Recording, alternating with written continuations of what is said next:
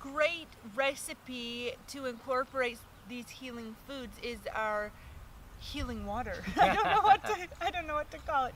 Healing water kind of sounds like holy water or something, you know what I mean? But all you do is you take a giant pot, like a soup pot, and fill it with water.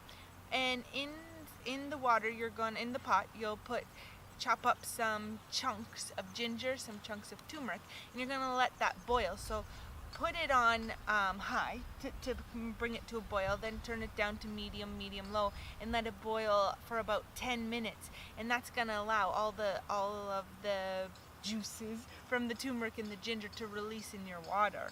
Then when it's all done boiling, you're gonna squeeze some lemon in there as well. That's right. Make sure you store it in the fridge. We usually don't recommend storing water in the fridge. The cold water doesn't metabolize or process as well as room temperature water.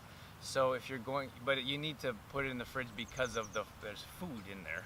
Yes. So it'll turn like slimy? Yeah, turn a bit slimy or murky a bit if you leave it on the counter. So if it's a big pot, it'll take you a couple days to drink. So put it in the fridge and then take individual bottles out. We like glass bottles. Glass bottles are best with this water. We did have we did run into an issue in a plastic water bottle a couple years ago. They just go bad quicker. They just goes bad quicker, and so just make sure that you rinse the bottle out nicely too after you use it. That's right. So when you're ready to transfer from the fridge into a bottle, take the bottle out in the morning, let it sit there for a couple hours, and then drink it throughout the day, or you want to replenish that as well. That's right. But try it out. Super simple and easy to do, and tons of health benefits because you're getting all of those nutrients from the ginger, from the turmeric.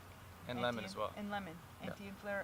Anti-inflammatory water. There you go. Hey? Pow! You heard it here first.